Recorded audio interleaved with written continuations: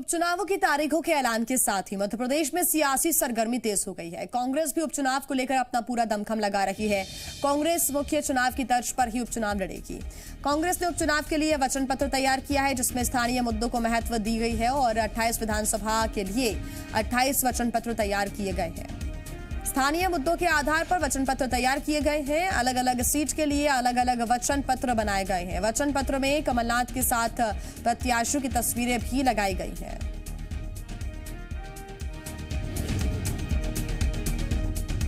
और इसी पर ज्यादा जानकारी के साथ जी मीडिया संवाददाता भोपाल से प्रमोद हमारे साथ जुड़े हुए हैं। शैलेंद्र ग्वालियर से हमारे साथ जुड़े हुए हैं।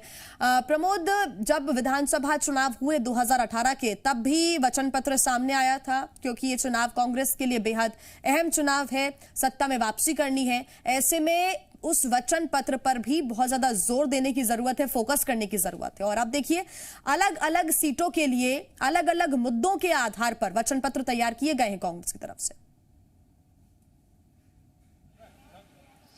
बिल्कुल, देखिए जिया, कांग्रेस के लिए ये बेहद अहम चुनाव है, उपचुनाव है, क्योंकि देखिए यदि सत्ता में वापसी करनी है तो उपचुनाव की जो सीटें हैं वो जीतनी होगी। और इसके लिए देखिए जो स्थानीय मुद्दे हैं वो बेहद अहम है, क्योंकि देखिए कांग्रेस ने सर्वे कराया था और सर्वे के आधार पर जो 28 सीटों पर उपचुनाव होना है वहां पर अलग अलग वचन पत्र जारी किया गया है। और वचन पत्र में साफ तौर पर देखिए तस्वीरें देखी जा सकती हैं। ऊपर कमलनाथ और जो प्रत्याशी, स्थानीय प्रत्याशी, उनकी तस्वीरें लगी हुई हैं। और बेहद अहम ये है कि इस बार जो 28 उपचुनाव वाली सीटें हैं वहां पर अलग अलग वचन पत्र तैयार किया गया है। स्थानीय मुद्दों को जगह दी गई है, जो सर्वे में जो मुद्दे सामने आए थे, ताकि देखिए जनता और जो मतदाता है वो कांग्रेस के पक्ष में बने रहे। उनको लुभाने के लिए जो स्थानीय मुद्दे हैं उनको जगह दी गई है, क्योंकि देखिए कांग्रेस चाहती है कि जो मुद्दे हैं उनके सहारे इस उपचुनाव में कांग्रेस की बेहतरीनी पार लगे और जो जनता है वो हाथ के साथ बनी रहे। बिल्कुल प्रमोद, आप हमारे साथ बने रहिए। शैलेंद्र भी लगातार हमारे साथ जुड़े हुए हैं। शैलेंद्र, ग्वालियर चंबल संभाग की अगर हम बात करें, वचन पत्र कांग्रेस का क्योंकि सामने आया है, क्या कुछ अलग नजर आता है, इस बार हटकर नजर आता है? जो 2018 विधानसभा चुनावों का वचन पत्र था उससे कुछ हटकर ग्वालियर चंबल संभाग के लिए इस वचन पत्र में?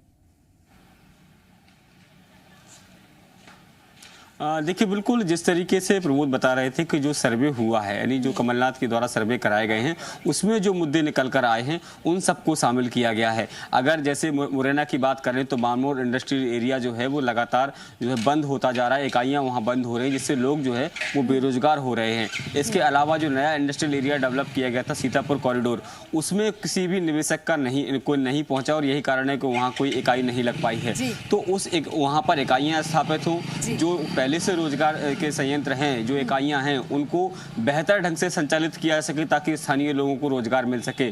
ग्वालियर की जो पेयजल समस्या है उसको खत्म करने की बात अगर जो है वो की जा रही है। इसी तरीके से डबरा में जो केंद्रीय विद्यालय बनाने की जो बात है उसको लेकर बात की जा रही है। खासकर भितरवार और डबरा की बात करें तो इस इलाके में जो है वो धान की खेती होती है, तो धान की खेती के लिए सबसे आवश्यक होती है कि पर्याप्त पानी मिलना। लेकिन केवल हरसी नहर है जिससे पानी आता है, तो उसको अपर ककेटों से वाटर लिफ्ट करा के वहां पानी पहुंचाना वहां इन चीजों में शामिल है। 2018 विधानसभा चुनावों की तरह ही घोषणा पत्र नहीं बल्कि वचन पत्र कांग्रेस ने यहां पर जारी किया है, और इससे अंदाजा लगाया जा सकता है कि कहीं पर भी कांग्रेस पीछे नहीं हटना चाहती, कोई रिस्क नहीं लेना चाहती, अपनी रणनीति मजबूती के साथ दिखाना चाहती है और फिर मैदान में उतरना चाहती है। फिलहाल धन्यवाद शैलेंद्र आपका तमाम जानकारी के लिए। प्रमोद, आपका भी बहुत धन्यवाद।